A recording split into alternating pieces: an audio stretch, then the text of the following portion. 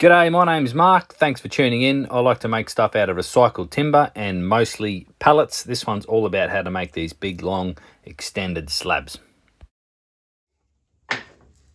All right, metal detector. Yep, it works. Don't be a tight ass like me. Get yourself one of these early on in the piece. Right, this dining table, I'm not going to use the brick method, which I normally do to extend the length of pallets.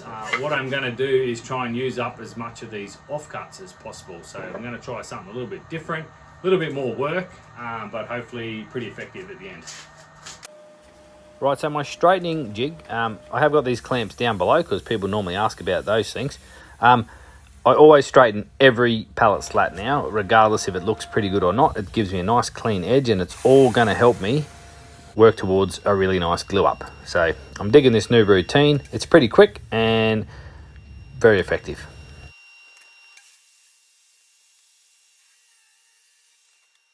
Okay, this next tip, this is just a little safety tip. So I've got the table saw running constant, but you'll notice my left foot is pinned underneath my bench. So that keeps me referenced so I don't go moving around too much without having to stop and start the saw. Okay, every piece of timber is going to get cleaned up both sides on the thicknesser to ensure a nice glue up. However, the machine just shat itself. Righto, so because my thicknesser has just thrown a belt, it's going to take a bit of time to get that replaced. So I have to thickness all of this stuff on the table saw. So it's going to get quite messy because I'm going to shave off one side, shave off the other. But lucky, I've got a nice clean t-shirt. As you can see, like I just said, it is very messy, but it is an effective way to clean up the timber to make it good to go. The old Bow Feather Pro push, how's your father stick? That was taking a few hits, so I'm now actually using other pieces of timber or the scraps to push that stuff through. Okay, I'm just laying it out on the floor. As you can see, the point of thicknessing everything to the same is so that you can just keep flowing, so you get a bit of a puzzle feature happening. So you can start to see that all these colours are going to go nicely with the Tassie oak, which is going to be the end or side pieces. Fair dinkum. I then remembered for the second time that I have a jointer now in the shop, so I'll use that to clean the timber up as well. Okay, so I've fallen well short with all that timber I've just used. So what I'm now going to use is all of these parts off the pallet. I'm basically just going to rip my 1.5 centimetre strips and get as much out of these as I can. That's skinny enough so they are quite flexible when it all clamps together. So there's a heap more cool colours here, so I'll see how we go with that. This dining table and bench, it's about 1600mm by 900 wide, which is a metric shit ton of pallets. I don't know what that is imperial. If someone can help me out, that'd be great. Now, I was really not looking forward to cleaning up every single one of these pieces of timber. However, came up with this little shuffle, flip it round routine. Check that out. Clean it off. Get a new batch. Shuffle. Shuffle. Just awesome. You beauty. Well, it's going to take a while, so I think I'll just pause the camera. What do you reckon? So I think I've got enough timber, but now I just need to get it all onto a board to really check that out. I'm trying to get random lengths and coloured pieces as much as possible. Take a little spell there. Get up. Yeah, righto. Keep going. And then I'll just take my time, keep moving things around, make sure that it's looking Mickey Mouse. So it's always a good idea just to tap the timber, make sure it sounds good as well as look good. Maybe not.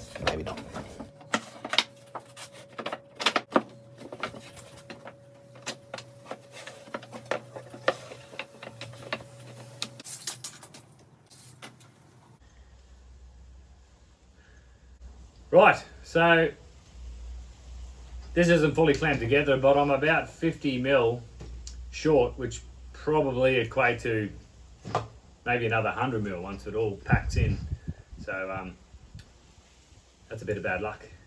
So only problem with falling short is the table saw is under there. So I'm gonna hopefully get that down that way so I can get the last pieces I need, and then I can get set up for the big glue up.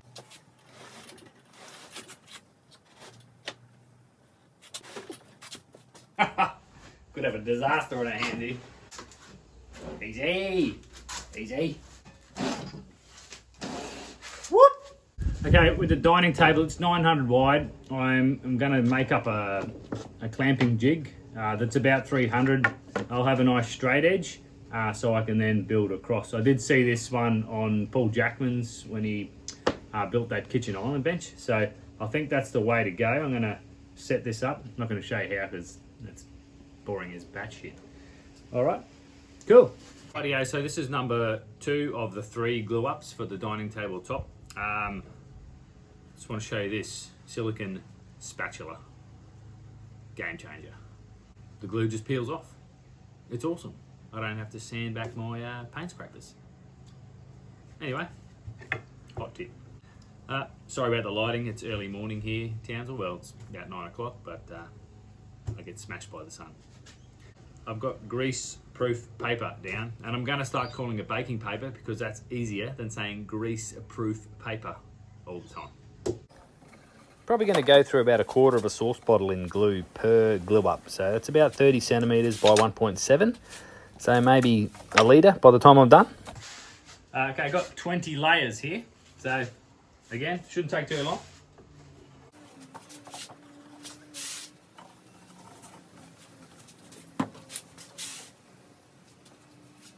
Okay, what's also important is that you slide back down this end. Like this. My wanker. Seriously though, get yourself a silicone $2 spatula. Okay, the sled underneath is just wide enough. I just keep going until I've got enough slats of timber so the clamp is actually pushing on the timber and not the sled, otherwise it wouldn't clamp together.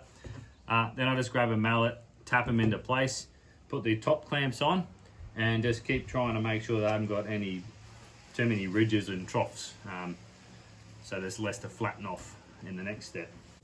Okay, while we're doing some clamping, just let me show you what I use. So these are just pipe clamps.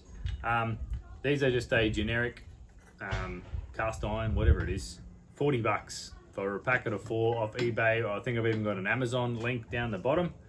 Then you just buy yourself some threaded pipe. So for under 100 bucks Aussie, you've got yourself your first 4 sets of clamps. Later down the track, get yourself another 4 and you can just start making the big stuff like this. But 4 will let you do a lot of things. It just means you've got to change them over more frequently.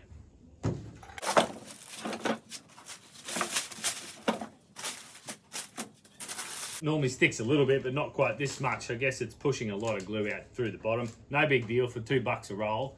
It's a small price to pay to reuse your jig.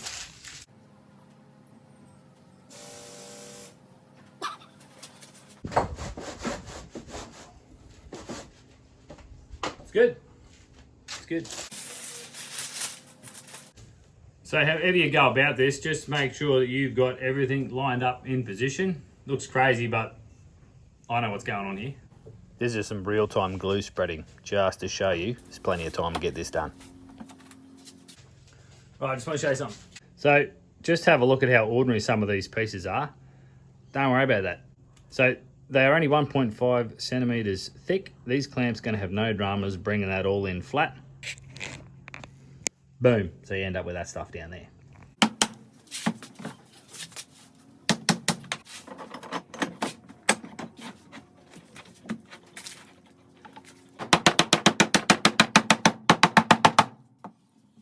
So giving it some love taps to get it down. If you find it keeps moving as you're hammering away, then your clamps are on too tight. It's just enough to hold them in position, but enough to give a bit of resistance so that you get all these lumps down to save you some time and so you don't lose thickness of your slab.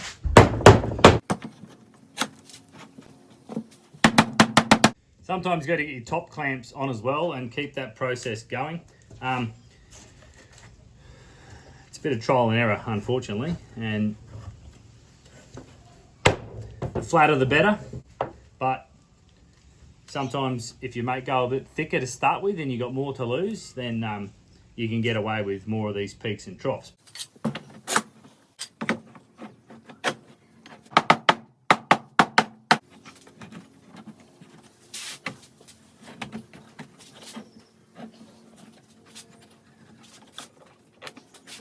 Okay, so this is the third of the dining table slabs. It's probably got the most peaks and troughs. Again, they're only a couple of mil, and I will clean it up with a thicknesser. So if you've got a bit to lose, a bit to play with, sorry, then that's all good. Now I'm not too concerned because I'm actually going to chop these slabs up into big long strips yet. So I'll then maybe able to get a few more of those peaks and troughs out on the individual pieces as well.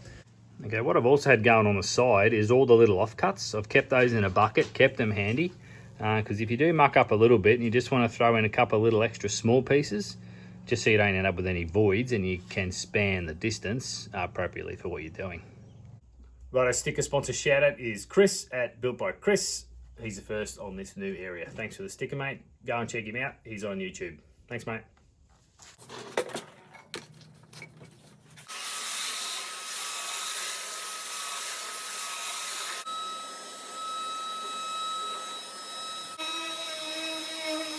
All right, though, let me just show you this one slab. So all I've done with this one is hit it with a belt sander. This is a pretty heavy duty belt sander. It's a Makita Black range, which is all their old great tooling, manufactured in China. Same cool stuff. 40 grit belt on the bottom. That can pretty much do your leveling and your flattening for you. So this one's nice and flat. You would have seen me just checking to make sure that I'm not gouging out anywhere. I've given it a light sand. I'm just going to throw some mineral terps on just to bring out the color, because that's pretty much all I'm going to show you for this video. These are then going to get sliced up in the next one to be joined together again to make a nice big dining tabletop. So again, you don't need all the fancy tools, thicknesses, jointers. You can, if you get your slab clamped up pretty well, you won't have to spend much time with the belt sander at all. Now this is how I cleaned up a lot of my slabs in the past. Trial and error, I've got better at making slabs. But this thing is to get me out of trouble all the time. Before I had some better machinery, which then in turn made me do things a bit better to save on blades and all those other sort of expenses. Again, I'm just going to throw some terps on just to show the color. I've still got to run these through the thicknesser because I do have a few little peaks and troughs now that need to be removed because I need a perfectly flat dining table. So this will basically get removed anyway. I didn't want to put any oil-based stuff on because that changes the color and I don't really like it. So the idea is to keep these nice light tones. Anyway, let's have a quick look at how it looks.